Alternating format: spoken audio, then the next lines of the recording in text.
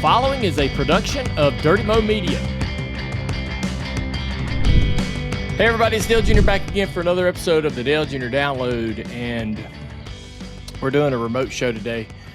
Kids are on spring break, and so I'm not in the studio, but TJ is, and we got Travis as well. Blurry Travis. He is blurry. He is a little blurry. That's all right. When people watch it, I'll be crystal clear. Oh, I don't trust that little bit of information. No, you're seeing on the iPad. We're not using the iPad video for me, though. All right. Well, look, let's jump right into it. Hold on. I think we have a bigger topic than NASCAR, though. I'd like to get into. You don't want to get into NASCAR right away? I'd like to congratulate you, Dale. No, we don't need to do this. National champion Dale Earnhardt Jr. Yes. I promise you the next time that I win, and I will win it again. I promise you will. Oh, it's going to happen, and you think this celebration is big. I am tweeting and posting and tagging, and I might even have the Michigan marching band in here for this next show. Well, then I guess I need to keep celebrating then, enjoying this. If that's the way the next one's going to go, that's the way it's going to go. TJ, Dale took UNC Charlotte. I think, a 1-star originally, and built them up. Yep. Yeah. Well, I've also entered the national championship game with Wyoming, and I played myself. I just chose to play with Michigan instead of Wyoming. So Wyoming could have had a national championship as well. He's Michigan, and so, that's there is an argument for that, that he got to start out as a 5-star team and didn't have to really develop the team. But he's made the team a lot better. And I've had to develop him because I screwed him up the second year. We got 18 or 19 users in the league. We've got a few that have second teams. I just picked up Stanford, started messing with them. TJ's been in Wyoming for several seasons now. And a couple of players have picked up some second teams just to have something to do to kill the time between advances. But it's been fun. We've been in a dynasty in Madden since probably 2008. And I've been in and out of playing Xbox or console football games for a while. I kind of dipped out of his little league. We took a break for a while there. Yeah. And but we got the new NCAA started up, so we all got excited about it and got back into it. And I picked Charlotte, not only because it's local and they're a new team, relatively new in terms of their existence. And thought it'd be fun to try to turn them into a powerhouse. And nothing wrong with TJ taking Michigan, but it just didn't seem like it'd be that fun to take a team that was already relatively good and had all kinds of great pipelines and recruiting. So I wouldn't say the Michigan pipeline's that good because it's really not that highly ranked. Oh, my God. Jesus okay. Christ. Of course it isn't. Compared to Charlotte, it's relatively good. I talked to a couple sources, and they said that TJ just got out coached and I didn't play good. Bad game plan. I didn't play good at all. That was. It came down to if you said, so this is why the league is fun for me, and this is why I enjoy doing it. And I don't know if I can get Amy to understand this, but if you gave me and TJ the same teams and stock playbook, he's probably going to beat me probably 7 times out of 10. He's a little bit better of a player, mostly because he probably plays the games more and spends a little more time he's a bit better on the right stick as far as jukes and stuff like that. But and he's a much better user in defense, which is critical, especially in NCAA. But I have to try to find areas to do extra work. And so I'm almost embarrassed to show you the spreadsheets of plays. Like I've basically in the game, it'll keep a log of the yardage you get every time you use a play. So if I've ran this play 50 times, it'll say, all right, you've gotten 5.5 yards every time you've ran this play on average.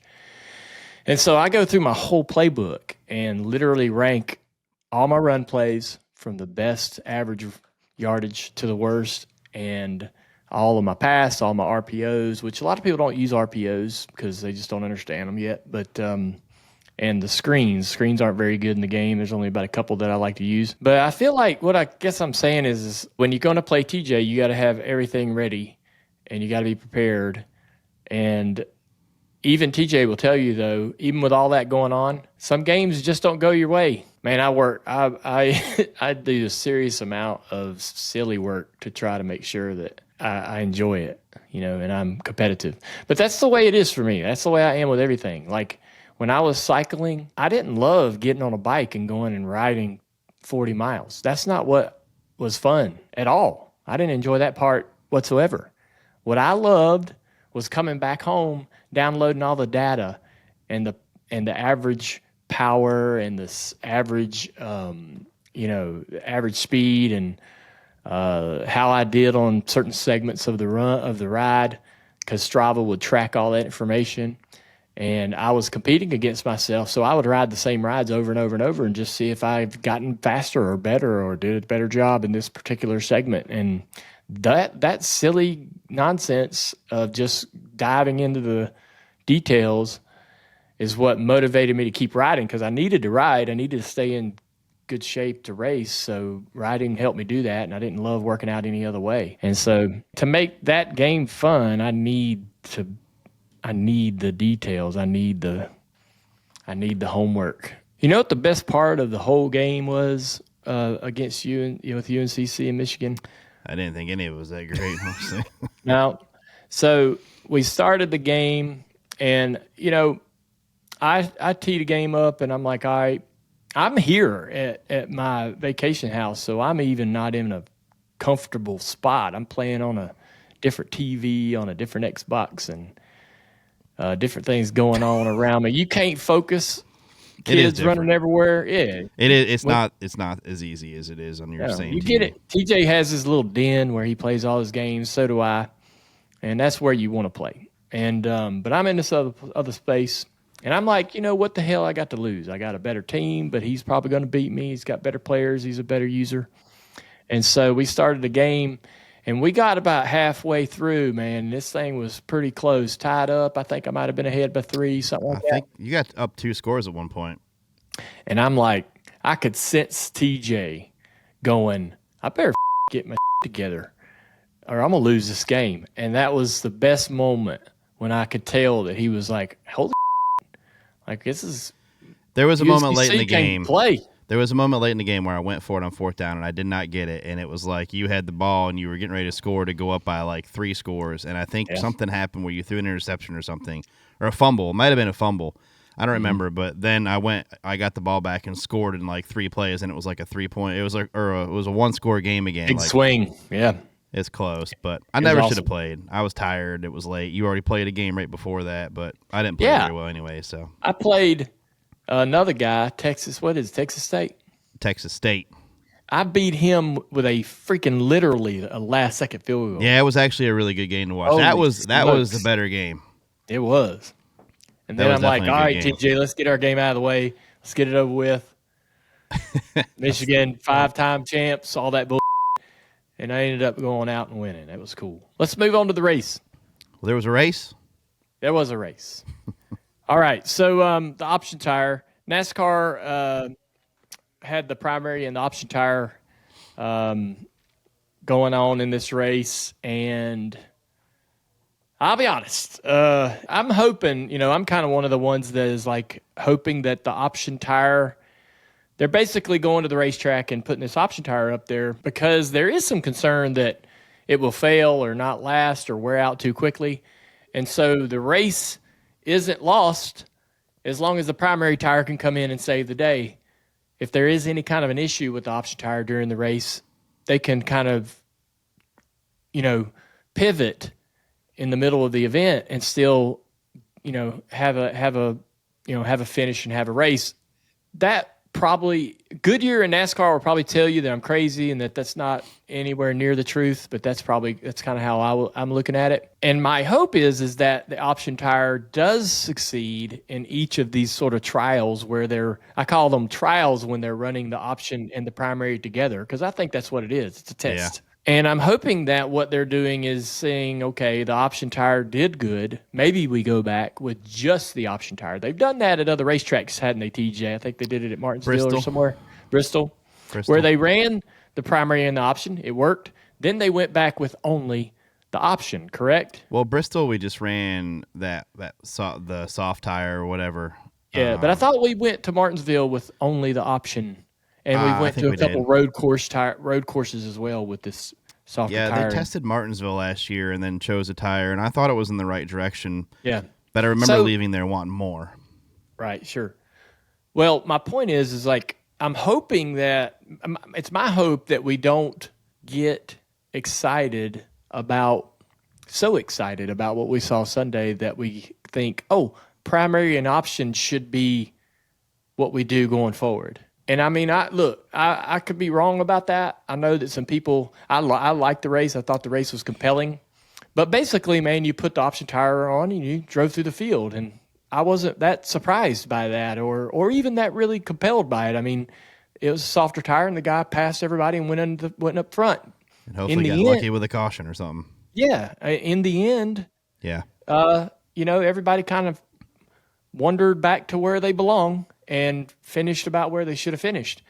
And as long as the teams are so smart, there just isn't enough variables for a team to really find a clear advantage in the strategy when using the primary versus the option tire in a race.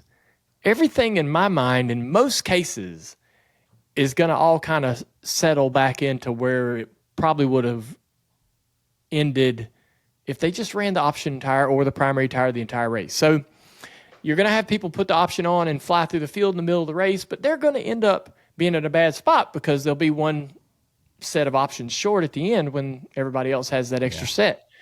So it doesn't really affect the race in a crazy way for me. It's NASCAR loves it because they see people driving through the field. Some of the more casual fans love it because they see people driving through the field and think, wow, okay, this guy's doing something different. He's got a different strategy, but in the end, it's not going to be the preferred strategy. All the people that have saved their option tires for the last couple of runs, which is what everybody's probably going to do for most of the races, all those guys are going to prevail.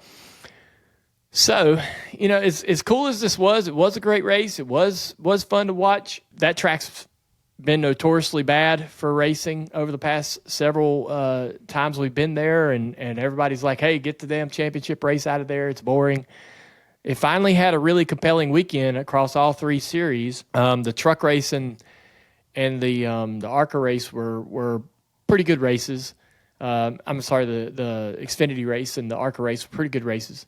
But, there was some green, white, checkered shenanigans and stuff going on that made that more compelling than it would have been. But, I liked it. I want to commend NASCAR. I want to commend Goodyear. I want to celebrate them. I liked the primary option situation in this race. It's just not what I want them to land on. Does that make sense? I want them to go, yeah, this is cool. Our goal is to get to where we can use the option all the time. Because that was kind of if you remember back when all of this started, the conversation about softer tires started, the teams and the drivers were like, we need softer tires. We need tires that wear at all these little short tracks and road courses. The racing at the short tracks and road courses was notoriously bad, and they begged for softer tires. They gave us the softer tire by using this sort of a trial run, dropping this option tire into the race as a idea to see if it would work. If it doesn't work, if it fails, if it wears out too quickly, just put the primary back on, finish the race. Well, the option tire is giving us great racing. It's giving us fall off. It's giving us tire wear. It's giving us comers and goers. And the original goal was to try to get us to where we could have a soft tire at all of those tracks all the time, not just a couple of runs in the race. And so with this success this weekend, I hope it doesn't divert our attention, or I hope it doesn't derail the path forward to getting us to where we can just have a softer tire to run at all of these places all the time, and the primary eventually goes away. So we'll see. TJ, what was, from your vantage point, what was your thoughts on? Well, every time we run the option tire, everyone's worried about the fall off and how severe it's going to be. And to me, we haven't got to the point where, like, we watched the Joey Logano drive all the way to the lead, and then at the end of the stage, he got passed by one car. It fell off a little bit. Yeah. And it barely fell off. Mm-hmm. And he had such a big lead on everybody else. He wasn't gonna bleed maybe 2-3 more spots because everybody's all spread out so far. And to me, the option tire doesn't fall off enough still, and it went way too long. It was way too fast for too long. And there's supposed to be this cliff that it falls off, and the biggest separation when I was watching lap times, and the biggest gap that I saw between him and Christopher Bell in clean air was 0.2 on one lap. The rest of the time it was like a tenth and a half, and it wasn't this big steep curve that I was hoping to see. I wanted to see him struggle, and I didn't see him struggling. Yeah, Christopher Bell made easy work of him, but that was one car, and he was the best car all day, best car all weekend, really. And I don't think you can hurt him enough yet. Like Joey Logano driving through the field, Ryan Preece driving through the field, gets out front. There should be a penalty for it, and there just wasn't a penalty. The only penalty was when the caution fell, and I don't want it to come down to who made the right call and got lucky with a caution. I want to see a guy have to drive through and manage his stuff at the same time, and then try to hang on. I don't want to see, saved by the caution, because there was a point where Ryan Preece was leading the race, and he got 3-4 seconds out front at the end there, or near the end, the later stages of the race, and man, if the caution doesn't come out, he's going to probably net out to a top 4 or 5 somewhere still.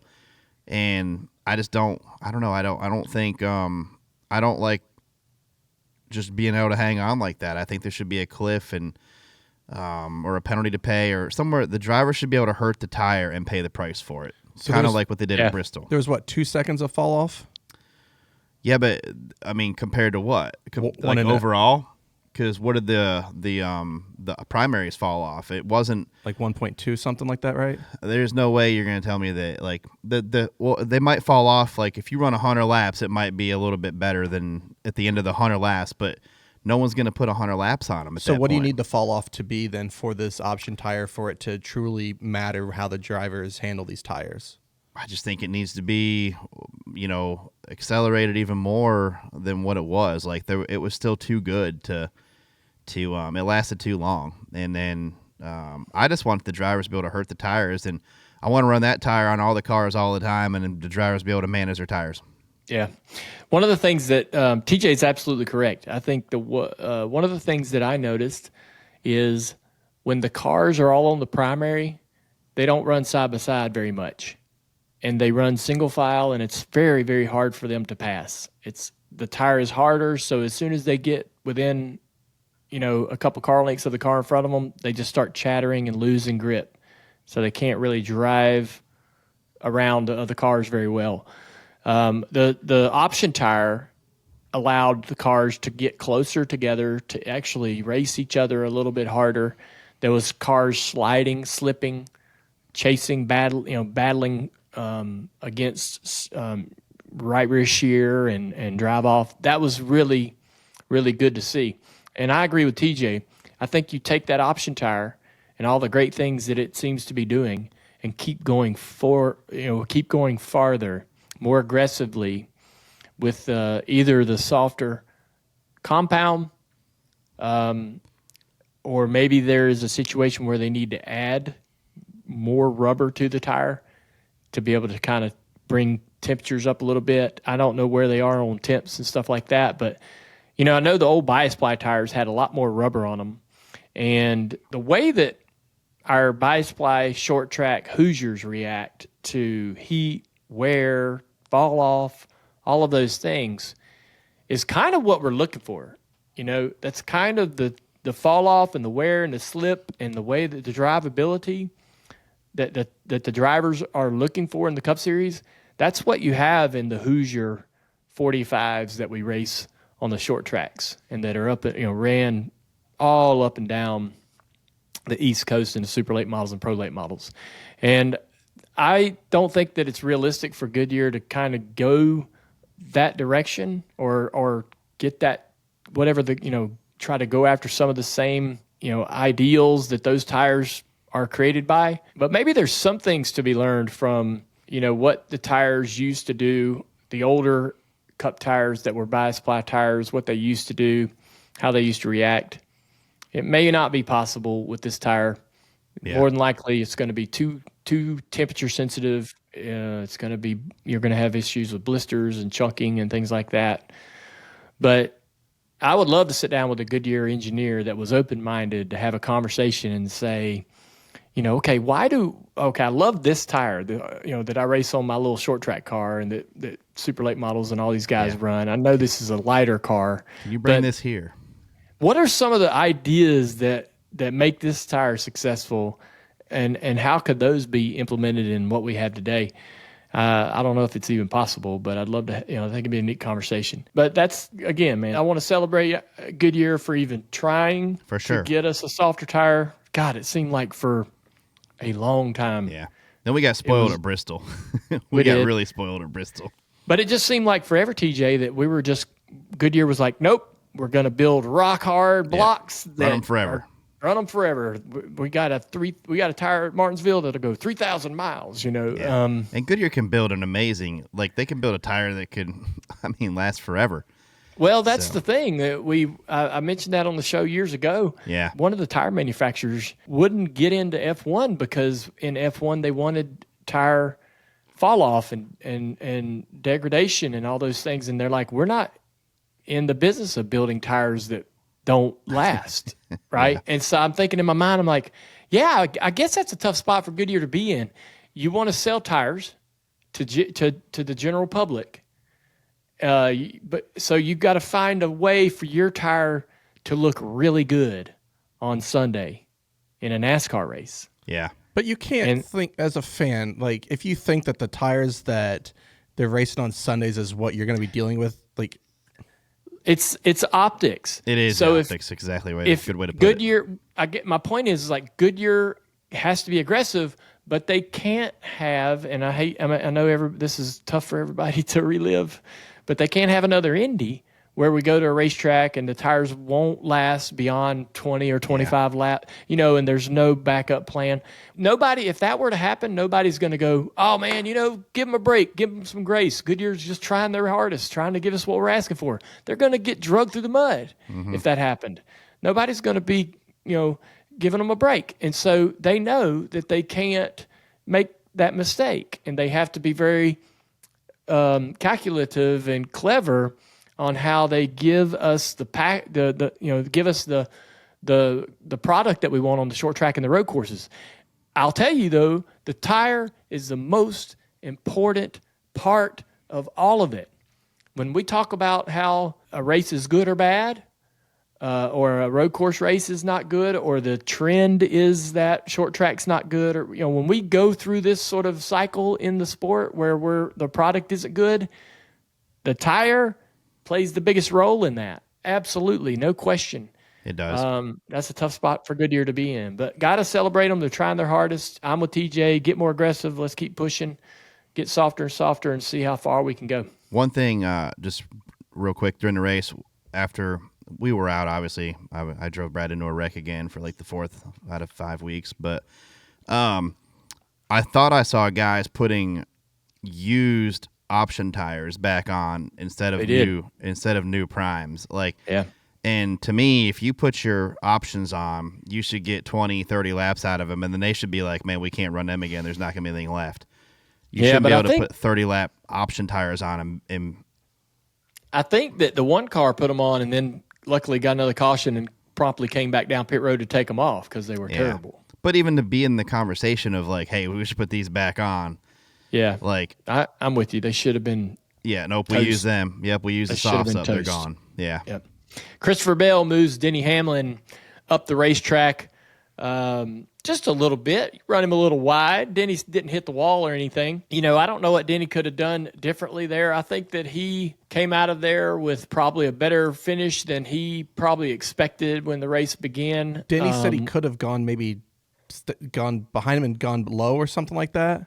He might have been able to do back it up, cross him over. I don't think the start finish line comes up too quick off of Florida for a crossover move right there, I think. Yeah. I mean, I thought that was just great racing. I thought it was funny because during the post-race interview, see if you can find this, they're interviewing Christopher Bell on front straightaway, and he is being his true self, happy about his win, and then it kind of, I think he saw the 11 out of the corner of his eye on pit road or something, but he goes, how about that? A 1-2 finish for Joe Gibbs Racing. And it was like this real kind of awkward moment. Denny did fly around back to the pit road because I watched some videos of it, and he got to pit road really quick, so he probably did see him. It was kind of this moment where he was like, yeah, I know this. Denny's probably not really that happy with running second like that, but hey, 1-2 for the cut. He was like trying to reinforce the. Yeah, you're gonna have fun in the comp meeting. It's gonna be awesome. His PR person's like, mention JGR. I don't know. It was funny. I mean, Denny did a good job. Honestly, I thought Denny was done, but then he got back on the outside of Bell on the exit of 2, and I was like, oh, Denny's got a shot. And for him to even put himself in position to have a shot at winning that race is a pretty strong run. So well, he had Larson help him too. I mean, I think just to make the corners that he did, though, he didn't have Larson's help in the corner to stay outside of Bell and all that. I mean, to even be in that position, though, to race Bell for the win, solid effort, solid run. I thought the more debatable finish was the Almirola Bowman finishing the Xfinity race. Yeah, ARCA was pretty bad. ARCA was very similar. So I don't think I watched the end of I don't think there's a good replay of the ARCA one. There was a really, really hard door slam in the ARCA race. I don't think people saw, but it was pretty severe. I thought they were probably very similar. Don't you think, the ARCA and the Xfinity? ARCA was the worst. Yeah, they were very similar. ARCA was by far the worst and most egregious out of all of them. I mean, in the Xfinity race, I mean, you could see it coming. And, I was standing right there. Obviously, the spotters are above turns 3 and 4 at Phoenix, so you literally look right down. I mean, everything's right there. So I saw it coming. It's not the good. thing about it in the Xfinity race is, you could sit there. We would maybe expect this out of a young, hungry rookie. Yeah.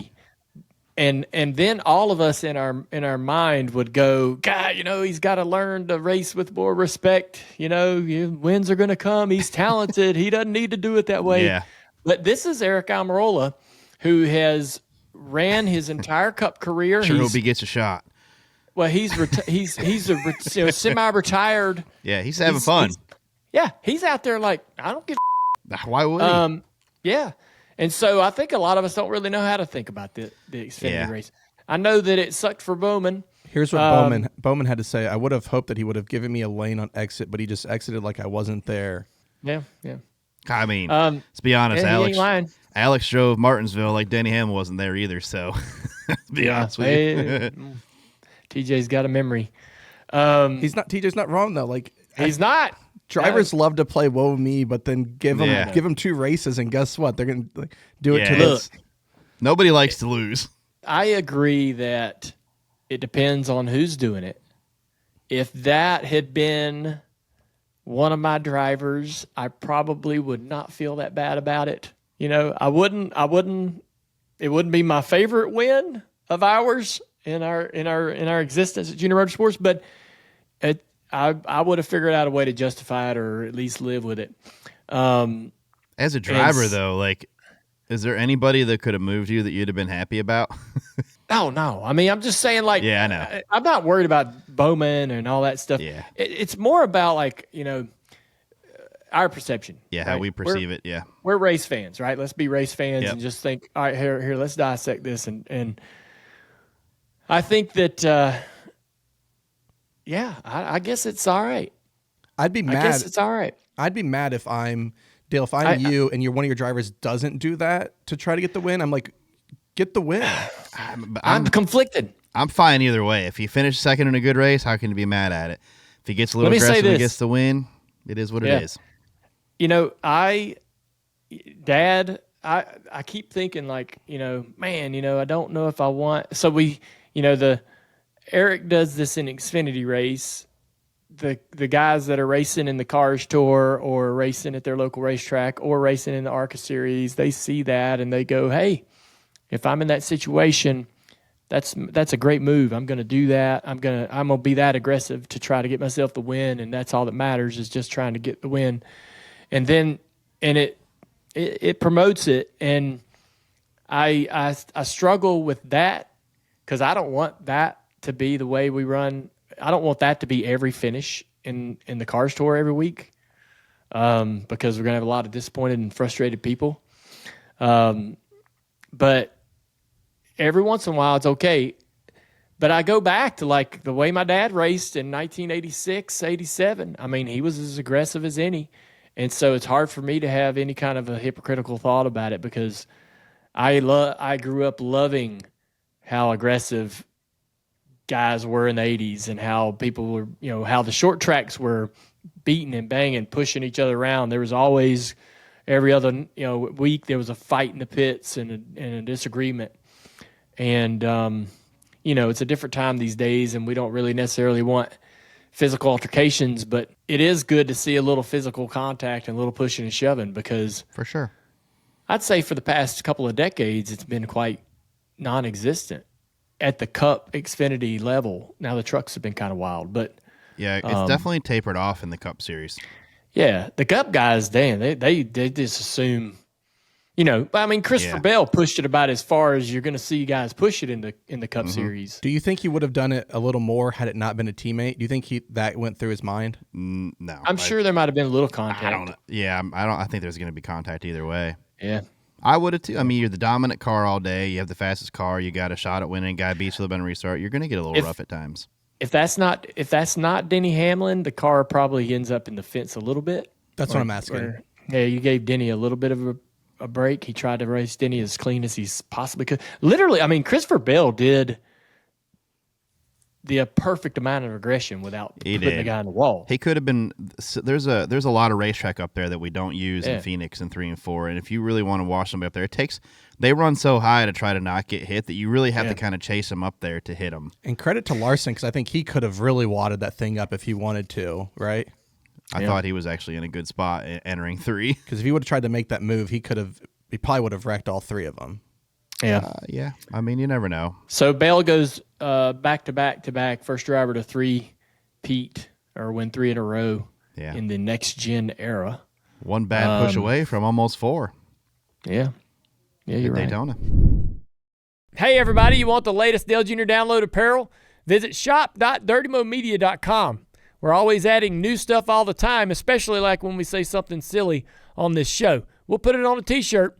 Again, check it out at shop.dirtymomedia.com. Let's talk about Joey Logano's penalty on the restart.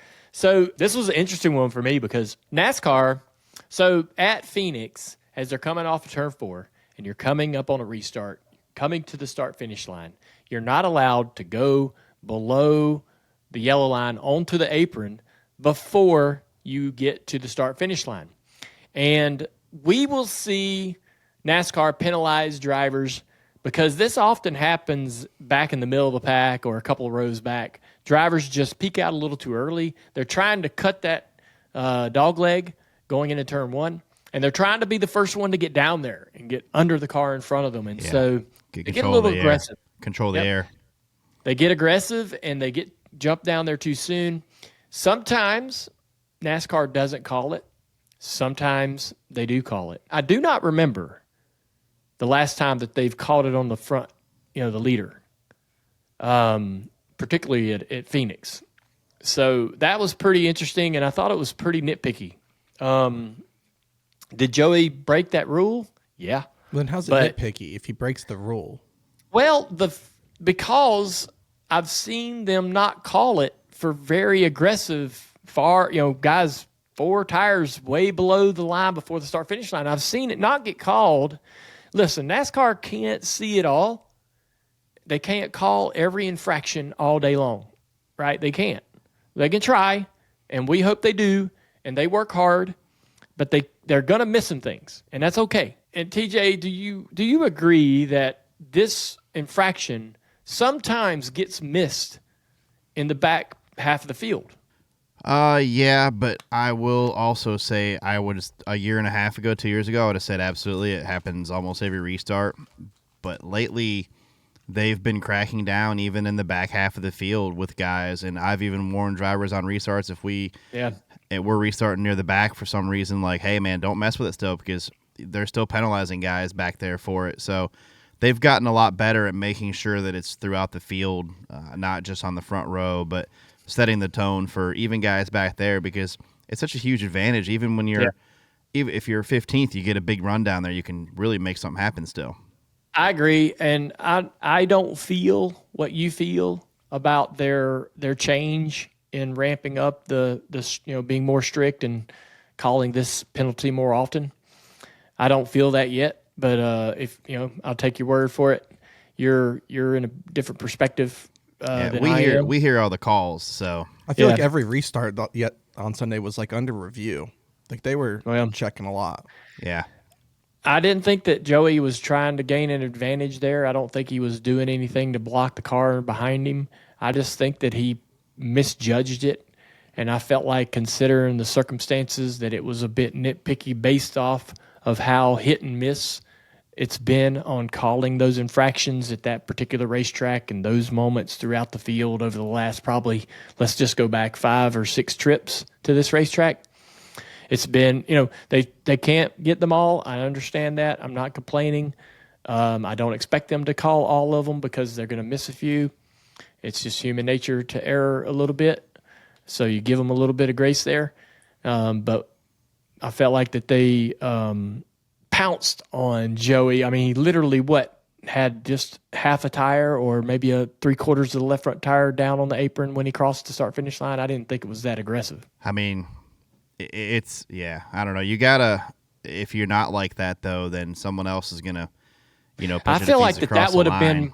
I feel like that would have been a time to maybe give a warning to everyone. A warning? That would have been a moment to say, look, man, we're not gonna torpedo Joey's day over about 12 inches of asphalt. He didn't gain anything from it. He wasn't blocking the car behind him. Listen, forget about who's in the car. Just, Joey Logano, fan or not, this is a guy just trying to run his race. He got a little aggressive. It would have been a good time to say, all right, everybody, we're going to, we're sending out a warning. The 22 car was aggressive there. Next time, the next car that does it, I don't care if it's a couple inches, stop doing it. I think that would have been the play, but that's just me. You don't have to love it. I just feel like it was a little bit nitpicky. I just know that I know our guys, everyone's competing so hard that we're going to keep pushing. Like next time, even as Joey is a competitor, he's going to, if he didn't get called for it there, he's going to do the exact same, or even if he got a warning.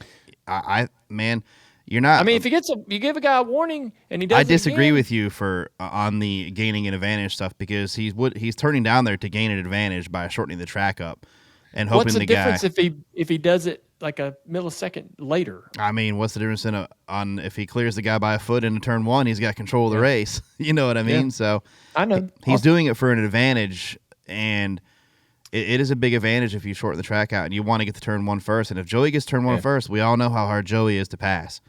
Yeah. So, and that's what he's trying to do. But I feel like with our series, seeing how it is, you set the tone by, if somebody is across the line, you penalize them, because from that point on, we're all like, okay, we're not doing that now. Because if you get a warning, I can tell you right now, a warning is kind of like, okay, are they going to call it next time or not?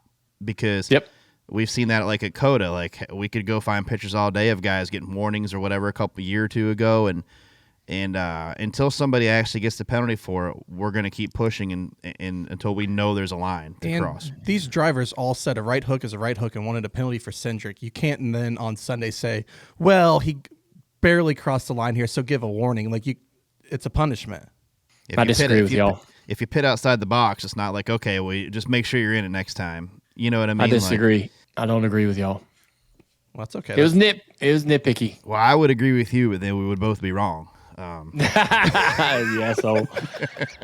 All right, so let's talk about NASCAR's approval process to race. Katherine Legge was in the field this weekend.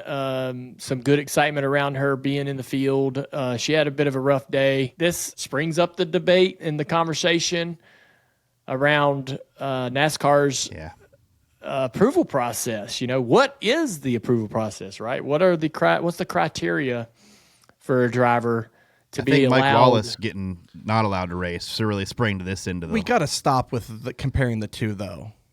I mean, Expound. When's the last time that he raced? Yeah, like they're not the same. They told Mike if he was to run ARCA or do this, he had a couple of boxes to check, and he gets in the field. He gets to run Daytona. If he had tried to run, the ARCA race prior to the Daytona 500, I think there were a couple of things that they were like, hey, man, just if you do this, or this, the approval is going to be different. I guess I'd like to see the boxes that got checked for her to get approved for that. Running a road course race in an Xfinity car, does that really count? She ran 5 Xfinity races. Were they all road courses? A couple of years, I think 3 of them were. Look, she's got a huge resume. She's been racing forever. I got to say this, man. It does not help that she's in such a car that doesn't handle poor well. car. It's a poor car, and so she's in a car that doesn't do a lot of things right, and we don't have any practice. The lack of practice and the challenge and the problems that creates is glaring, and it's in our face every other week. But we kind of choose to ignore it because there's a lot of drivers, namely guys that are in the top third of the field, that don't need practice. They'd rather not have practice. They got great cars that are probably going to hit the racetrack and handle well and be fast. And practice doesn't do anything but tighten the field up or, give the rest of the field an opportunity to improve. That's exactly what it does. So, of course, the top third of the field are going to probably say, yes, I don't want practice. Yeah. Their cars are naturally better off the truck. Practice would be a disadvantage for me. Yes. But name a series that doesn't practice. When you got situations like this where, look, having some practice would be really good for the back half of the field. You've got new teams with new cars, with new crew chief and driver pairings, trying to gel, trying to learn, trying to improve. Justin Haley and Rodney Childers, for example. Gragson in his new role with Front Row. A lot of them. Yep, you got a ton of teams that are out there spending a ton of money to be in this sport every week that are in dire need of just a little bit more information and a little bit more time on the racetrack. Track time. And then you have, the Katherine Legges and the different type of people that are trying to come in and maybe run these one-offs. You've got this new provisional that may spawn some really, really cool opportunities for some drivers that have never raced a next-gen car to come compete with us. And I want to see them be in the best scenario to succeed. And so they're going to need time on the racetrack and practice, and no better time to give it to them than in the race weekend, on a Friday, on a Saturday, prior to the race on Sunday. And so, I think if she had a little bit more time in the car, would you give that time before qualifying or after qualifying? I don't care. I mean, I don't know if that. Like, if you were going to add an hour practice, would you do it? Would you do the 20 minutes and then qualifying, or do it like on Saturday, do qualifying on Friday or something, and then? You can make the argument, TJ, that you want to do it after qualifying so that everybody's working on race stuff. Yeah. I don't want to have a practice where I got guys out there hot Making lapping Q the runs. Q setup. Yeah. Yeah. Let's just be done with that and go ahead and put everybody in race trim. I loved how back in the day in like 98, 99, we'd run our Xfinity race, and as soon as our Xfinity race was over, like we're pulling off the track, the Cup guys, Dad and all them are already lined up on pit road getting ready to pull off and run happy hour. And we go into the victory lane, we're celebrating our win, and it's loud as because they're out there practicing the Cup cars for an hour. Yeah. And so, I mean, that practice was important. Happy hour was a moment. No one, happy hour was a destination in our sport at one point. I liked it on Saturday, kind of before the Xfinity race. That's kind of what I was always used to. Whenever we would run, you'd have an early practice on Saturday.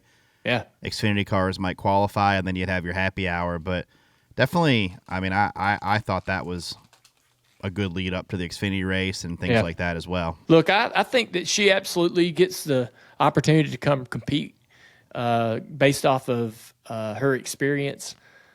But she's in a bad car that doesn't do anything right. She doesn't know what it needs to do. What I mean by that is like when you get in a race car and a new car that you really haven't drove before, you really don't know what it's supposed to do. And so... And it's a next-gen car that she's never even... That's what I mean. Yeah, okay. So you're in this car, and you're like, well, I don't know if it's supposed to turn better than this or not. I don't know if it can, right? And finally, you'll drive a car that does the right things, and you're like, oh, I didn't know that was possible. Now I'm going to ask for that. Now I'm going to go to the crew chief and go, yeah, this isn't turning good enough. We turned better last week. Can we figure out how to get that rotation I'm looking for? Because I know the car's capable of doing it. She has none of that, right, coming into this. And so she's out there driving it going, I don't know whether it can do things better or not. And I know what I feel and what I need to ask the crew chief for, but they are just at such a disadvantage because of her inexperience in the car, the lack of the car's ability, and the lack of track time. That was just it's just not a good recipe for success. And so I think that, I don't know what NASCAR's approval process is. I don't know that we need like this really fixed, rigid structure of, well, you need to win this, this, and this, or drive this, this, this to get there. I don't know if we need to go that route. We used to have that, I think, back when, for some reason, when Brett Bodine was involved in NASCAR, and that has nothing to do. He has nothing to do with this. I just remember him being part of the conversation at one point. But there was you had to run this amount of races to be able to get the chance to race in the Cup Series. There was a specific amount of ARCA or Xfinity or truck that you had to do. You had to go, like, they wouldn't let you race unless you had a intermediate start. Remember that, TJ? There was this kind of for sure. Yeah. A fixed plan that you had to have. Yeah, you want to run. You need to start at the short tracks. You ran one or two there. Then once you proved your worth there, you moved to the intermediates. I don't know why that went away, but it did. Yeah, they wouldn't let you run Daytona unless you had an intermediate start. You couldn't run an intermediate unless you had a short track start, and it had to be in like the series below. So. Yeah, and you could run like a super speedway, like if he would have ran, Mike would have ran the ARCA race, that would have approved him for the next series up or whatever. You know what I mean? The problem with that, and that's that maybe for people that are proposing that we go back to something like that. The problem with that is it's very expensive. It is, and so if you're a person. Say you're someone who's trying to get this one opportunity to race in the Xfinity Series, right? And you've secured just the right amount of sponsorship money. You've probably came in low on sponsorship money, right? But you've got this ride secured. You've got this team to approve it. And now you're going to go run this race. You don't have the funds to get that ARCA start or that truck start at that specific track to do this. That's another $25,000 to $50,000 to $75,000 before you can finally get the approval to run the race that you actually have the funds to run. And so that was the problem with that in the past. We would have drivers in our own system, in our own pipeline, that we wanted to go race at races, but we were going to have to spend $75,000 to run them in these other events. And they were more than qualified to be able to run the race. If that race goes bad, also, there's an opportunity that you don't get approved as well. Yeah. So I know it's probably not a popular opinion, but practice would have helped old Katherine. There was one other thing I wanted to talk about, and that was Fontana. A little bit of news in the sport about NASCAR's West Regional President, Dave Allen, was in the media center and was asked a few questions about the market, the West Coast market. And these are his comments. The market is extremely important to NASCAR, so we're not abandoning the market. What we don't have is a firm timeline yet. There's some things within the sport that need to get started before we can make some strategic decisions as it relates to what we are going to build. We're going to do something. We just don't know what and when yet. And they're talking about Fontana or other options out there. There's been rumors about a street course in San Diego. And so here's a situation with Fontana, and I was thinking about this. As we know, Fontana has been sold off. Probably about 4/5 of the property has been sold and is being developed. What's left is the front straightaway and the pit road and some of the suites on the inside of pit road. There is arguably enough property there still for NASCAR to build this short track. That was kind of an original plan of theirs, and I don't think that NASCAR can get it done. And I think that even if NASCAR wants to do it, they can't get it done. Think about, this is something I don't think a lot of people may consider. Think about the permits and the challenges to build anything in the state of California, particularly around a sporting event or speedway or anything like that. The not only the timeline and the hoops to jump through to get those permits and get that building code all sorted, but not only the timeline for that, but the expense and the cost. It's going to cost more money to build the facility than it will be worth to have, right? I just don't feel like that it's a financial success story. I think it will, NASCAR can build it. It's probably going to cost more money than it's worth to build. It's probably going to be a bigger pain in the ass because of the permits and so forth that you'll have to jump through to get. Even if they badly wanted to build this short track, which I've always felt like what the West Coast has always needed was a really good Saturday night short track ass kicking. We go out there and we run road courses. We had the big Fontana track. We've done a lot of things out on the West Coast that are a lot of fun. But one thing we haven't really taken to the West Coast market yet is Bristol or Martinsville. And I've walked out of those racetracks many times wishing we could bottle that up and take it all across the country because we'd be so successful if we could. So as bad as NASCAR may want to build, I think NASCAR does want to build that short track right there on that Fontana property. I just don't think that they can do it. I don't think it's realistic. I can't blame NASCAR for the lack of movement on that racetrack. I just think that it's not a feasible path forward.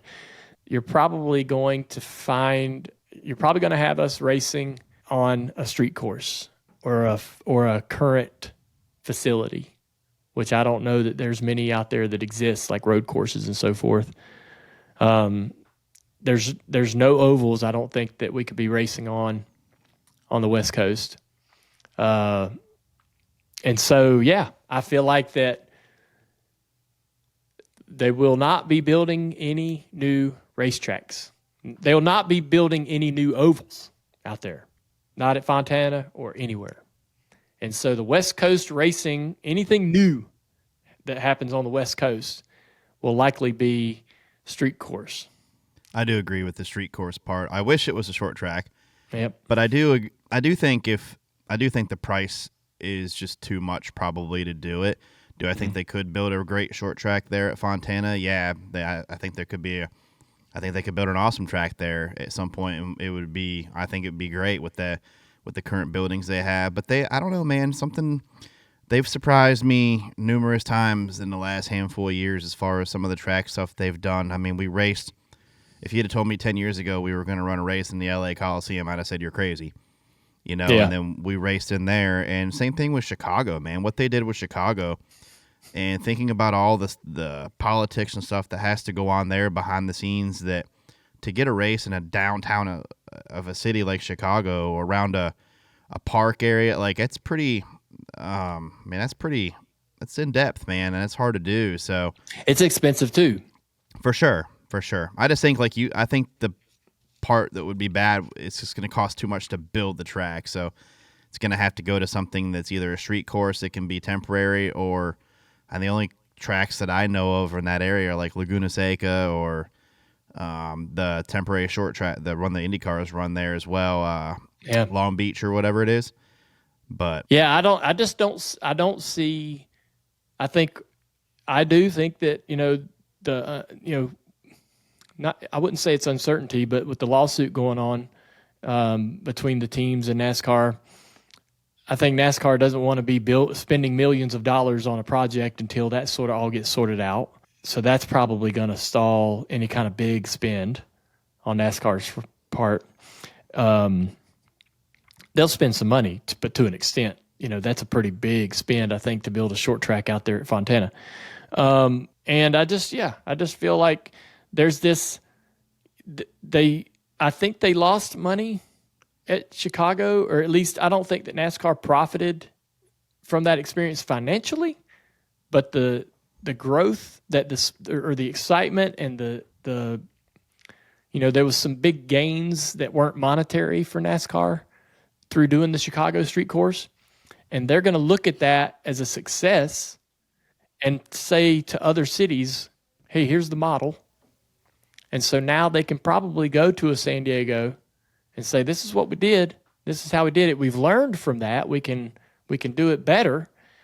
And they also have the iRacing software to where they can build these tracks virtually and almost sort of test them out in a virtual world that's what they did at Chicago.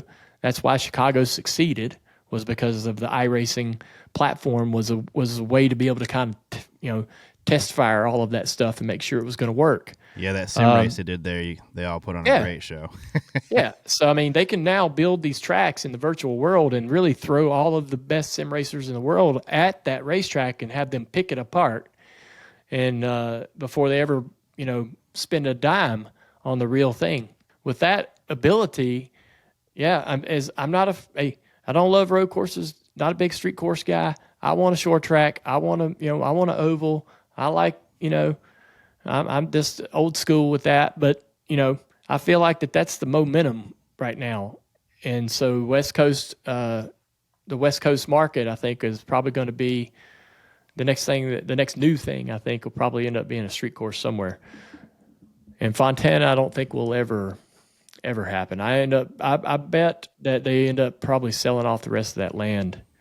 I really wish we ran Fontana still, because with the way this package is with this car, I think it would be it'd be an awesome race. Yeah, I do too. But the land got to be so valuable, that they could not turn down the offer to sell it. I mean, it's understandable. Can't blame them.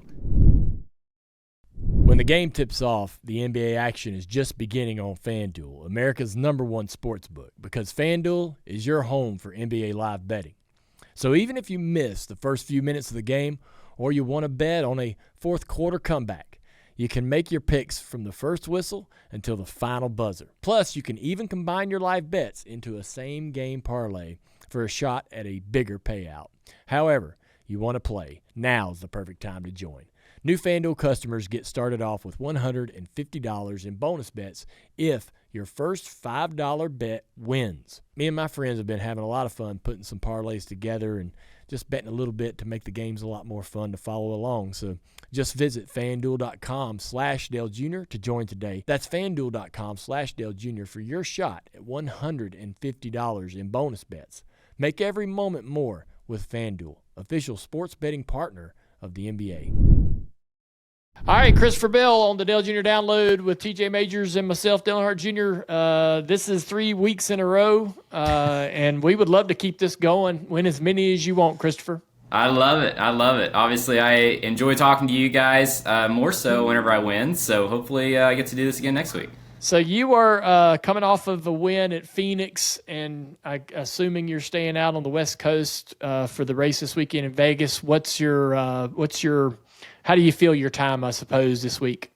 Well, I'm kind of a last-minute planner, so we didn't really have much of a plan until the race ended at Phoenix, and we ended up making a trip to Sedona. So that's where I'm at right now. I'm in Sedona, Arizona. Oh, nice. Hotel room. Going to do some hiking, some sightseeing, and we got a couple days here before I go for the sprint car race in Las Vegas on Thursday. If it don't rain. Sprint car. That's right. Yeah, if it doesn't rain. Yeah, you're getting to run your sprint car on Thursday. What's the plan there? So obviously this year my dirt racing schedule got opened up, and Vegas was actually the first race that got put on the calendar, with the NASCAR race being this weekend. Driving for Don Christ Jr. out of Pennsylvania. It's a long trip from him. He's normally a local guy. He's making the tow out to Vegas.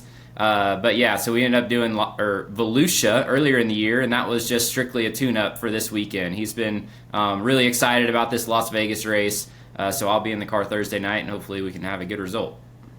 Wait a minute. I got a question. You said your sprint car schedule opened up, and now you're winning all these races. Were you holding out? I mean... No. I mean, I'd love to just keep on going, keep on running more and more and more. So.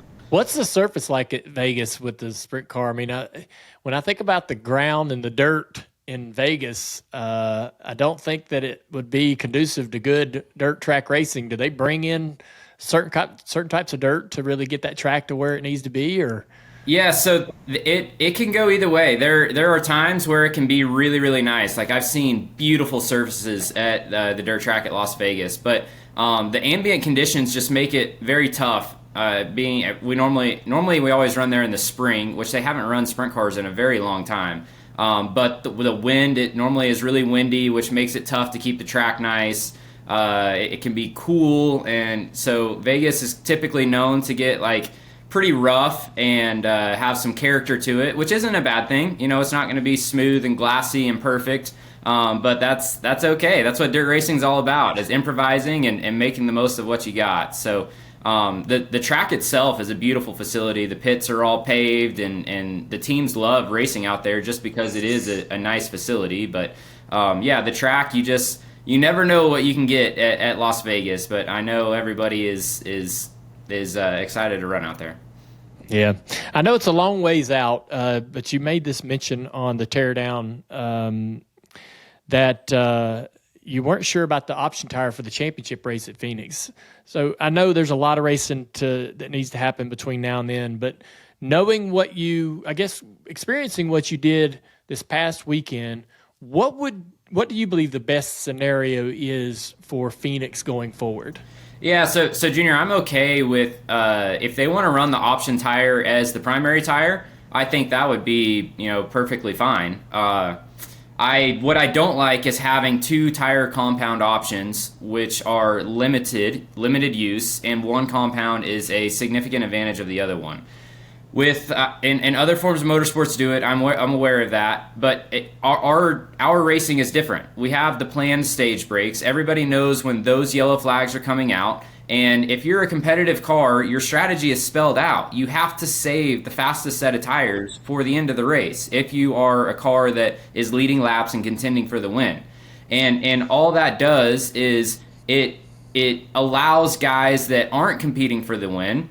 And it gives them an advantage because they're going to gamble and put their fast set of tires on before the competitive cars, and they're going to drive right to the front like we saw this weekend. And, if the yellow comes out, they're probably not going to win if they're out of tires. And if and that's exactly how it played out this week. But, with the planned yellow flags that we have at the stage breaks, I don't think you can have an option tire or two tire compounds in a race and it be legitimate off of competition.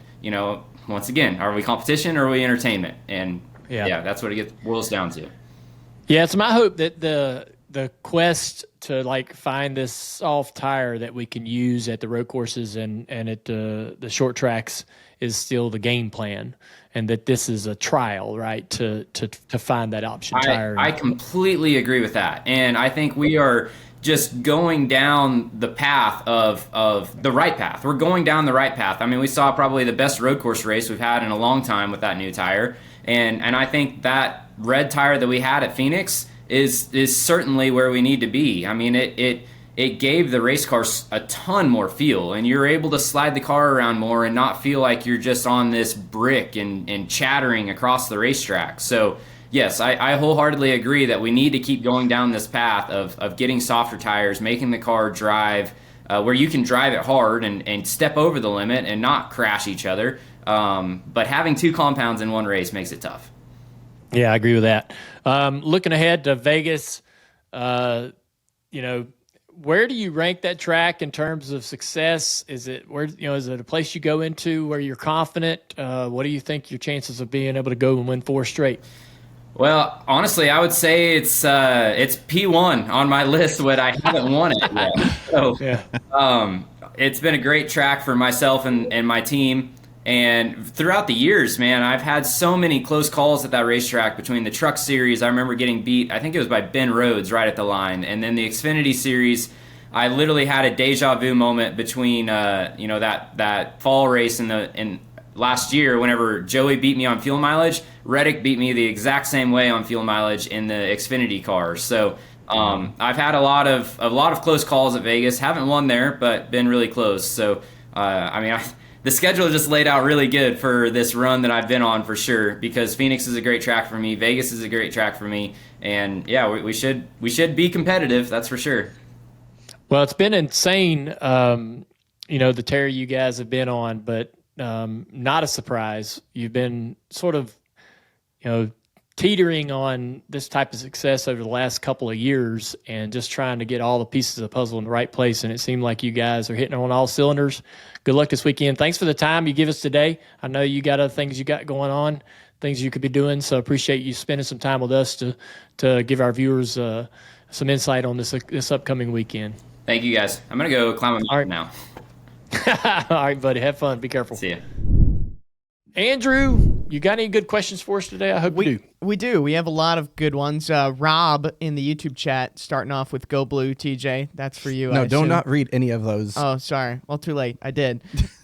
Dale, this is actually a follow-up from last week, and I don't know if you saw it on Twitter, and I'm going to text it to the three of you guys just so you can all see it. But someone found a yearbook, the yearbook that you were looking for from last year. Yeah. Wow. So Ben Riddle Surprise. said he found his Southview yearbook. He Damn. got those from his uncle, who was in Kelly's class, and there's a bunch of pictures of people that were in your class. So for those watching, I'll retweet it on mine just so everyone can go see it. Or if here you can see it right here on the camera. So there's Dale. You can see Dale's right. Hell yeah, bro. There. Isn't that cool? Yes. Do you recognize any of the faces? Yes, I do. Oh my gosh. So is this bringing back memories? Like what do you remember about some of these people? Oh my gosh. Well, I mean, I just now looking at it for the first time. That's very blurry. But I wonder why it has me and Kelly together. I'll hold it up Because to the camera again so y'all can see it. well, because me and her were 2 grades apart. Did you get held back at any point? Well, she would have had to been held yeah, back. I mean she's Dummy. Oh, good. Do the math. Yeah, come on, man. we'll edit What that an out. idiot. What an idiot. You're just so smart you moved up. It looks like they just did the whole school by last name. I don't know. Oh, Yeah, maybe. Speaking of fans that reached out, we had a fan message us, Dale. They got one of your Panini cards that was signed by you and your daughter. Did Oh. Yes. Michael, I'm going to just butcher the last name. they? What'd you say? Michael Mataresi or something like that. He received one of your Panini cards that has you and your daughter's writing on it. So, Yep. Y'all broke up there for a second, but I have let I think I've let Isla and Nicole sign about 2 or 3 of those. So I'm glad that somebody found one. And I wonder if that makes it different maybe more valuable. Maybe I think so. Well, Yeah. imagine if your daughter maybe becomes famous too on her own. maybe. Well, hey, maybe just a nickel more. Just a little bump. They're selling it. Yeah, they're selling it for $10.05 because of it. Yeah. So I'll have to look at these pictures, but unfortunately, it looks like they literally put the entire school in alphabetical order, regardless of grade. So there's Oh, so you're gonna have to sift through. Yes. Yeah. You don't look the same age as a couple of these. No, me and Kelly are side by side, and we're 2 grades apart. But yeah, you don't look the same age. But I appreciate you, Ben. Dude, man, this is what I wanted. How many people? I think that's so cool. How many people were in that school? You said it was small, right? It was very small. Yeah, so that's probably why they. It's so funny, these kids. That's pretty neat. My hair is something serious, man. Good. Yeah, I'll Lord. show it one more time. I see a bass player. I see the guy that calls you about your extended warranty. Oh man. It's a pretty interesting character. I need that book. I need to borrow it so I can photo. You look mad. So you can copy You look it. like you're mad in your picture. Like, hurry up, take this picture. Dude. I was jamming to some Bon Jovi in my head. Yeah, you know what you were probably doing? Hiding that Playboy. Yeah. This was right after you got in trouble for it. I think for some reason I remember that Charles Davis looks familiar. Are you on the second tweet? The second? I'm on my page, but you asked me if there were some people that I remember. But anyways, yeah, we can dig into this. I'll see if I. Yeah, take a look at it, and maybe next week on Ask Junior, you can tell us a little bit more. We'll just keep it going. It's our Thank you, our Ben. Southview, I appreciate. yeah. That's the great thing. I got to say, that's the great thing about social media.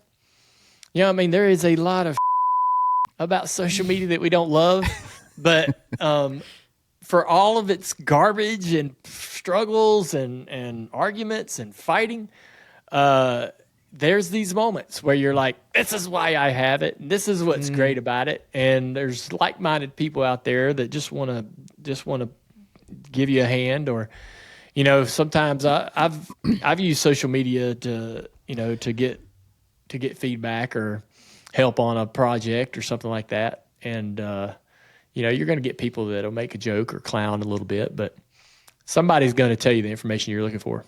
Absolutely. Shout out to someone in the YouTube chat. I miss your name, but I saw hello from New Zealand. It's like 3 a.m. there right now for him. So damn, that's right. Pretty cool. Yeah, Hell that's yeah. pretty cool. This next question coming from Mads. They're asking about Wyatt racing at Hickory this past weekend. Did you get a chance to talk to him after the race? Yeah, I did. I called him. I had taken my girls on a little trip, and so I was with them and didn't get to go to the racetrack to see Wyatt compete. But he was driving a car that Corey Day raced for us about a year ago. Corey took the car to Hickory, and we ran double 40s, and he won one of those. So it's a good little race car, but it's several years old, but it's still a good competitive car. Wyatt has been teasing running some limited stuff, and his dad LW has been a little hesitant for him to do that because he's so young. He's still 12, 13 years old. And so, but there's kids that age that are racing in pro late models and winning in pros and supers. And so, or late model stocks as well. So, anytime a young kid that age wins in one of those cars, I'll quickly text LW and go, look, this kid can do it. Get Wyatt in our car. But finally, we took him, and he went and tested a couple times, felt pretty comfortable. LW was confident that he could go out there and do it. It was a very neat moment because Kelly raced there in the 90s. Mm-hmm. Her dad, my dad, Dale Earnhardt, raced there in the 70s. And Ralph raced there in the 50s. And Ralph won so much at Hickory that they put a bounty on him, and then they eventually banned him from competing at the track. And he wasn't even allowed to go. And so... what do you mean a bounty? If you win, they try to get others to come in and beat him. Yeah, if you beat Ralph, you got an extra $1,000, something like that. And so that didn't work, and then they just outright told him not to come back. And so they eventually lifted that ban after about 4 or 5 years. I've got the information. I haven't really looked into it. I got all of the information back at my house about the timeline of that, but so I'm a little rough with it. But Ralph was, my dad will tell you, and I think you'll see this in the new Earnhardt series that we have coming with our new project. But Dad will tell you that Ralph was the best driver out of the family, in the whole family. That whole, the idea that racetrack has survived to allow for that to happen is a cool thing, and that it's still functioning and successful today. And so, pretty special. Wyatt has no clue. He has no understanding of how monumental that is for our family, or even his mother, or LW. Huh. But he got out there, man, and he had a good – I told him, I called him before the race, and I said, it's your first race, no pressure. I don't care where you finish. All I care about is that you cross the finish line. Don't crash. Don't end your day early. Don't run into the side of somebody and tear your car up. So he's out there running, and he's running like third and fourth, and it looked like he was just going to finish there. There was a good distance between all the cars. They had some late yellows that positioned him to be able to go for it at the end, and he almost won. So he got a little closer. He got a little sniff of that lead or the opportunity to win the race, and got pretty aggressive at the end. But he still came home with a car in one piece, finished all the laps, and I was real proud of that. That is awesome. So you say he doesn't really know the magnitude of it? No, he's a kid. He Yeah. doesn't need, and it's not a. I mean, and maybe that's almost good, because that's a lot of pressure to put on a kid. There's no way for him. No, there's no way for him to understand that. Yeah, but it's cool, man. I mean, I'll be honest with you, man. He's better than you think, And I mean, I've watched him race dirt forever, and it's hard for me to watch a dirt race and understand what's good and what's okay. Like, I can watch an oval asphalt race, and I'll see tiny little details that help me understand that this driver is just slightly better than this other guy. Mm-hmm. And, like, I could sit here right now, and I could confidently handicap the talent in the Cup Series, Xfinity Series, Truck Series. I won't do that because I don't want to tell you who I don't think's a good driver. But that was my next question. Yeah, I'm not going to ever do that. But, like, I can do that. I can sit there and watch an asphalt race and pretty much can tell you this guy's a better driver. He's just a better driver. And I can't do it on dirt. So, like, Kyle Larson or Christopher Bell, I bet they can watch a dirt race and go, yep, this guy's special. And and the guy in this car is a little better than the guy in this car. I can see him doing X, Y, and Z. I can't see that on dirt. So that's all Wyatt's race. So I didn't really know just really how good he was. He's done pretty good on dirt. Had a lot of success, won a driller and a couple other things, so. But he got in that car, and man, he rolled the bottom, turned the corner. I mean, he missed a few corners and pushed up and ran wide a couple times, but honestly, he did a million times better than I did in my first race in a car of that type. And so I think that he may be, starting off, he may be a bit better than I was. Yeah. That is really cool. You mentioned that Earnhardt doc, which is going to be on Prime coming out soon, right? Have you been able to see any of it? That question, I think, is from a few weeks ago from Joey, who's actually asking about that. So that kind of plays into what you're talking about. Yeah, I have seen all 4 episodes. They're still working on all of that, and it's something. Really? I'll just say that. And there was a documentary. There's really only one great Dale Earnhardt documentary that in my mind has ever been made, and that's the Dale documentary that McGee voiced over, or McGee wrote it. I think Paul Newman voiced it. And I thought, for anybody that wanted to know anything about Dale Earnhardt, the Dale doc was the one that I would hand to them and say, don't watch anything else. Nothing else compares. This right here is what you need to know everything. This goes a little bit deeper, way deeper. This goes way deeper into. This might take you as far as you've ever been into what it would be like to actually have been in the same room with the guy, lived with him, been his son. I mean, it's real personal. It gets into like who he was as a human being, and a lot of things have always really just celebrated the shell, the man in black, the stats, the championships, the wins, the success, the whole, the persona, and that's what the Dale doc does to the fullest. It celebrates how badass of a race car driver this guy was. But this documentary that we're doing with the folks on Prime is much more personal, and several parts of it, man, was really hard to watch. So, really, wow, yeah. So but it's we'll see. Yeah, I don't want to say too much, but I'm really anxious to see the response to it, I guess. you're getting me excited about it. I just that teaser alone, I'm getting pumped. Yeah. And there's a lot of people in the chat, by the way, It's are saying for- Dale is an amazing movie. It the is. one that the Well, one this that gave- is.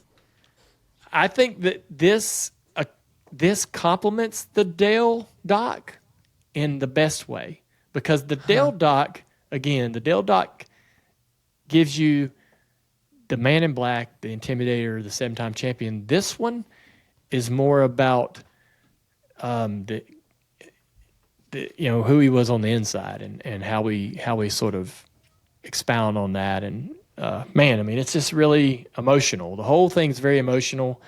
It's four-part series. They're all about an hour apiece, and it was hard to get all the stuff into such a small window, but they're working really hard to put together the best product they can, and I'm pretty confident that people are going to enjoy what they see. Man, I'm pumped. There was so much stuff in there that I had never seen. So Wow. so there's a lot of stuff in there that I hadn't seen, and Dad being himself, and most of the stuff that we see about Dad, he knows the camera's there, and he's got it turned on.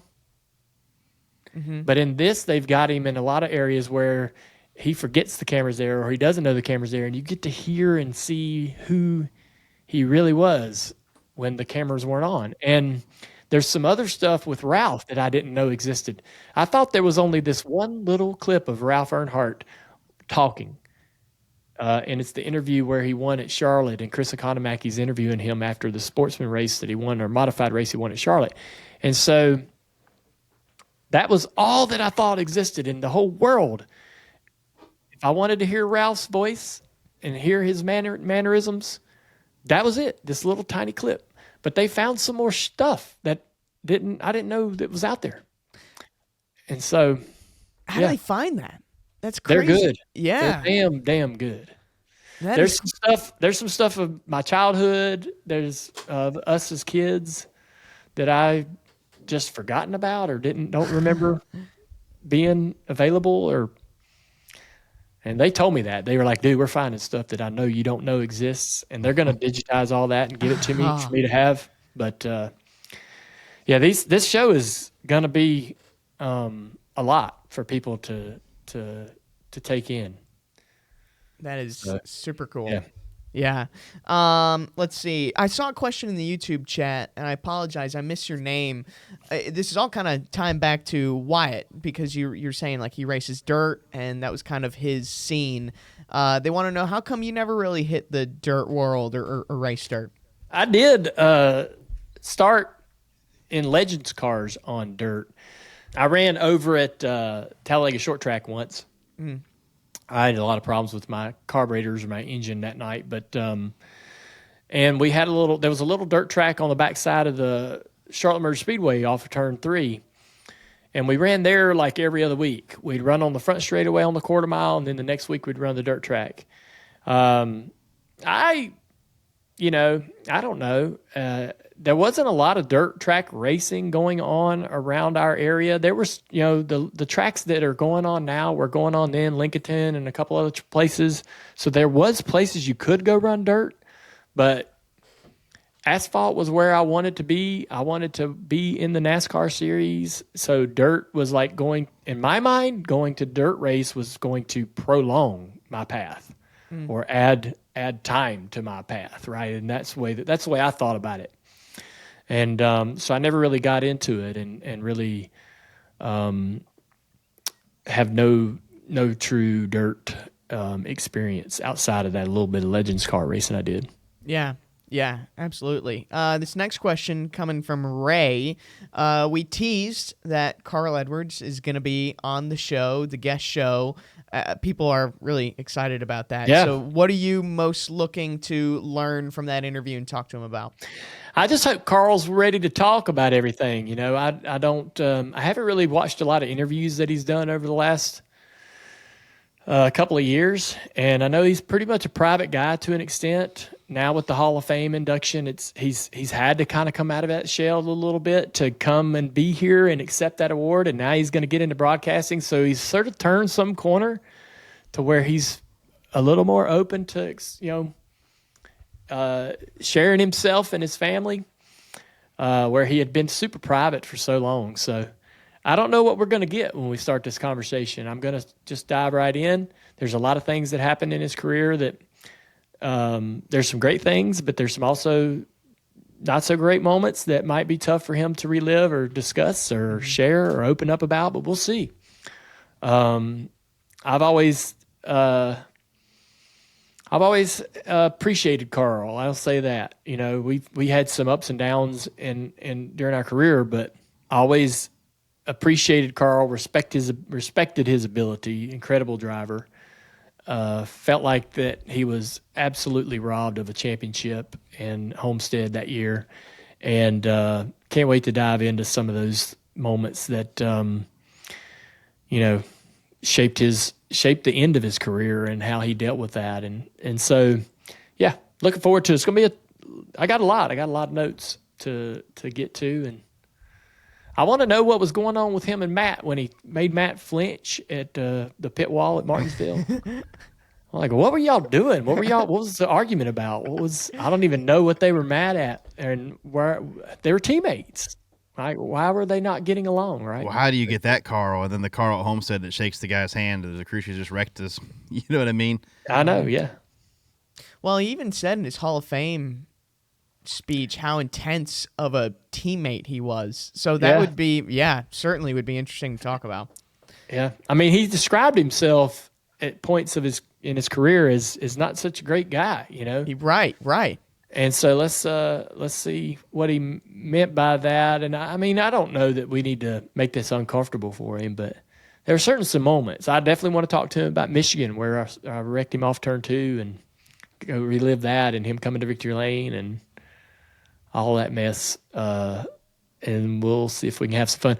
The story about how I met his dad, we've told that story before, but there's a front end to that's never been told. And so that'll be kind of fun to share and see if he remembers it the way I do. What was it like racing against Carl?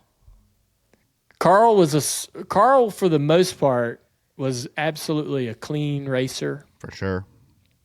Now he if you pushed him a bit too far, he could be physical, but for the most, you would expect when you raced Carl that he was going to run you hard and clean.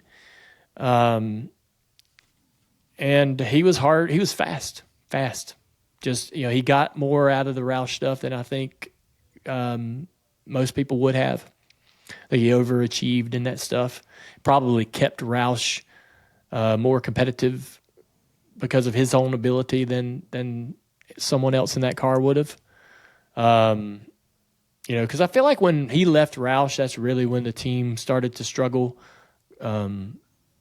And Biffle and those guys couldn't keep it elevated the way they could when Carl was part of it.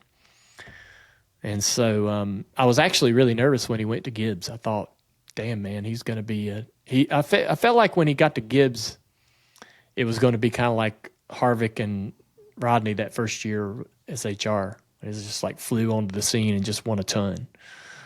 But, yeah, should be a great conversation. I'm looking forward to it. Yes, it should be awesome. That is a good place to wrap Ask Junior. I saw a lot of great questions, and I have 2 pages full of questions that we haven't gotten to yet. So if you haven't heard your question, stay tuned for the next couple Ask Juniors. But good place to wrap it today.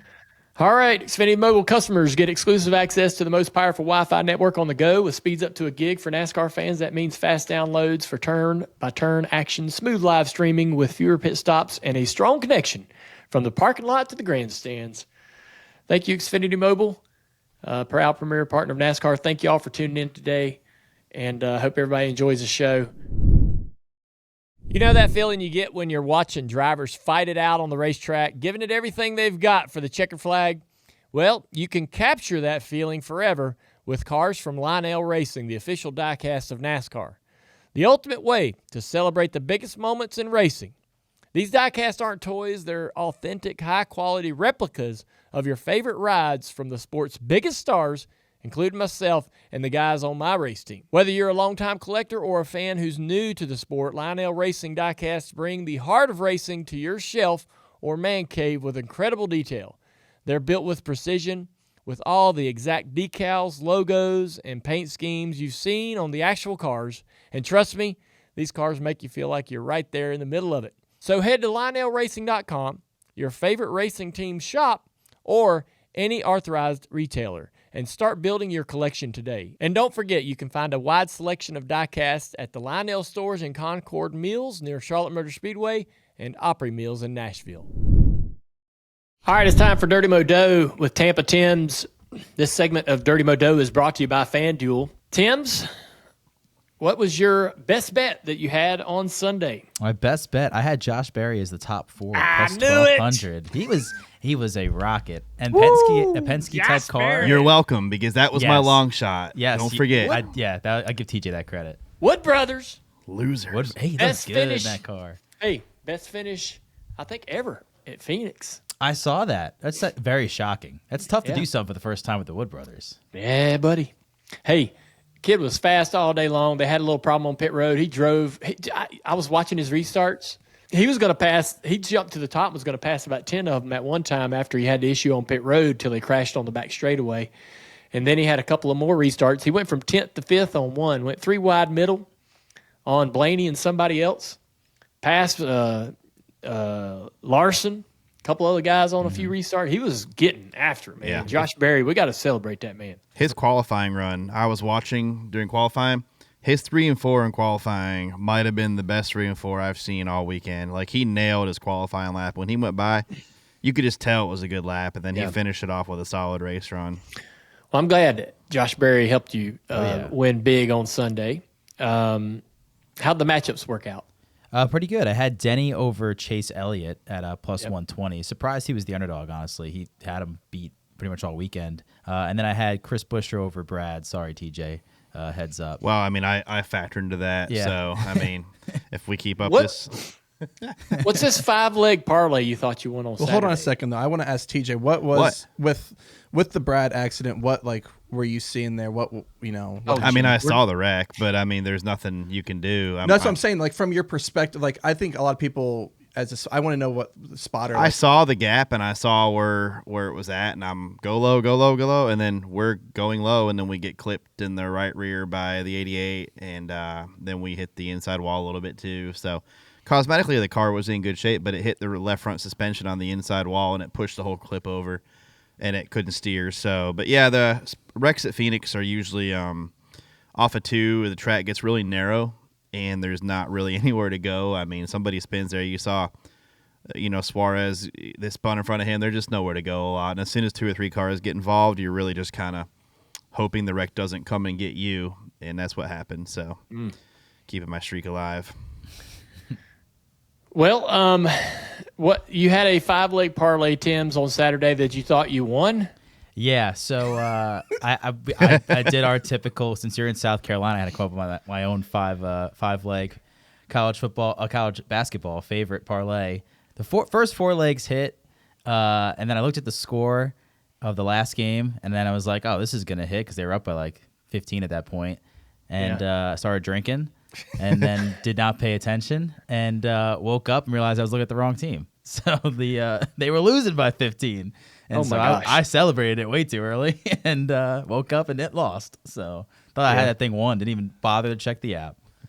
So did you start drinking because you thought you won your bet? Well, it was the plan anyway, but I was like, okay, we can really party now because I won 15 bucks. What an idiot! But I need Dale to get back into North Carolina because I need a winning parlay. I haven't hit one in a few days, and it's because I've been making them myself. You shouldn't have been clowning my parlays.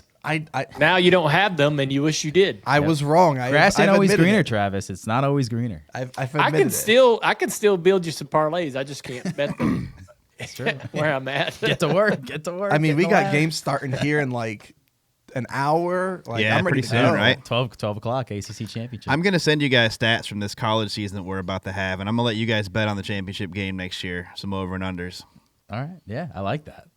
How much Michigan wins by. I like that. What's your picks for this upcoming weekend? Well, right now, all we have is the outright winners. But it's tough. It's crowd at the top with Larson, Bell, Reddick, and Byron, all pretty much in that same range. Bell might win 4 in a row. I mean, this is kind of – he's good here. Larson's good here. I'll give you some value guys that I really like. Alex Bowman, 28-1. He's won here before. Seems to always find his way in the top 10. I think he'll have some speed. And Chris Buescher, I don't know what the books are thinking, man. 44-1. And this guy all he does is top 5 you to death, basically now. So yeah, I could see him being surprised. But to be honest, it's gonna be tough to beat the Larson, Bell, Reddick trio. Really, whoever qualifies best, I think, is probably gonna win between those 3. Yeah, man. I have some matchups for you. You got some matchups? Let's hear some matchups. Ross usually runs pretty good there, don't he? Really? I mean, I feel like. And I don't trust Ross. I don't trust him. Why? They just kind of been wonky. The Trackhouse deals kind of been tough to trust for me. I don't know. Ever since the first year in the next gen car, they're either really good or not good at all. Yeah. Well, ever since Ross ran into some cars he shouldn't run into, they haven't been very good. I know, and I don't know why that even matters. I know Ross. It's weird, isn't it? It is weird. It's like I can't imagine that a phone call from Rick Hendrick made that man adjust his career so aggressively that it changed his production. It just doesn't make any sense. But I just feel like that their program has been, having some, stumbles. Yeah, it happens. Yeah, Growing pains. Yeah. Tim, so Joey Logano plus 150 against Bell. Heads up. Oof, I don't know. Is that Bell is? I feel like Bell is just. He's on something right now. He is so good. Yeah, but if there's a guy that can make that happen, Joey. Yeah, I mean plus 150 for a head-to-head matchup is pretty good odds. You might just take that just in case something happens to Bell. That's what I'm saying. But, or a pit strategy comes into play at some point. Yeah. Because if Joey's not in the top 5, they're going to do something crazy at some point to try to give him track position. That is true. I mean, Paul Wolf is Big Ball Paul for a reason. So. What about Denny's minus 110 versus Byron minus 120? Stay away. Let's stay away for right now. Too even. Byron. Yeah, Byron for sure. Here we go. Ross Chastain versus Kyle Busch. Ooh, who's the underdog there? Ross is minus 105. I feel like Kyle would be my long shot for Vegas.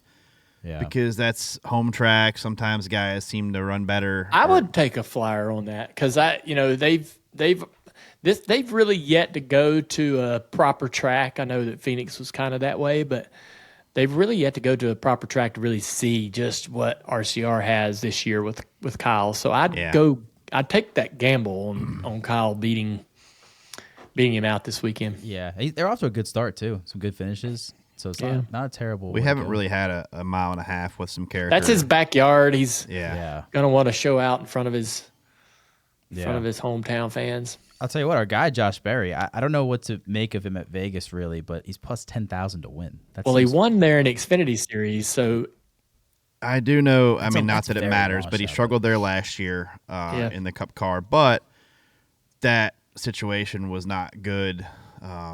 It's hard to judge him off of that. So yeah. That's a low risk, high reward kind of thing. The way I look at it. Yeah. I think Blaney does really good at Vegas. He's been fast there, and if he tends to migrate towards how Blaney is, if he's his similar driving style, similar setup, he could very well go to Vegas and be very successful. So I would not be afraid to take a gamble on Josh Berry. Yeah. I like the Penske Wood Brothers background there. I think that's a difference maker for him. Yeah. Momentum. He's got momentum, too, and that's hard to beat sometimes. Yeah. All right, that'll do it for the Dirty Mo Doe segment brought to you by FanDuel, the premier gaming destination in the United States. Thank you, Tampa Tims, for coming through. Thank you. All right, it's time for the white flag. The teardown was live on YouTube following the race. Denny Hamlin also taped on Sunday night. Action's detrimental. Thank you, Denny, for getting that done. He's out on the road between races at Phoenix and Vegas. DBC dropped on Monday. They had some good thoughts on what to do with the option tire. I wonder if we agree. Tomorrow, my interview with Carl Edwards will drop. Fans have been calling for this interview for a while. Everyone's going to be checking that out. Man, the Wednesday DJD guest segment has gotten off to a great start this year between Carl and Cletus and a few others. Speed Street and Herman Schrader also dropped on Wednesday. Thursday, another episode of Bless Your Heart with my wife, Amy. We're going to recap from Amy, her girls' trip in Miami. Seemed like it was fun. Yeah, we'll see what she remembers. Hopefully nothing, right? Yeah, I don't know. I had never really spent tons of time in Miami, so I have no idea. Like, I have no frame of reference, right? There was that one time, but well, we went. Yeah, but I mean, we've been there. It was years ago, but How much tabloids liked it. And how much do you remember from that trip? not a whole lot. So we'll see how it we'll see how she enjoyed it. It made tabloids. Really? That was Panama City, I think. I love Panama City. Club La Vila. That's where we went. That's great. Spinnakers? Yeah. There's like 5 different bars in that place. Yeah, It's pretty Spinnakers awesome. is right there. Love that place. Yeah. All right. Enjoy the show.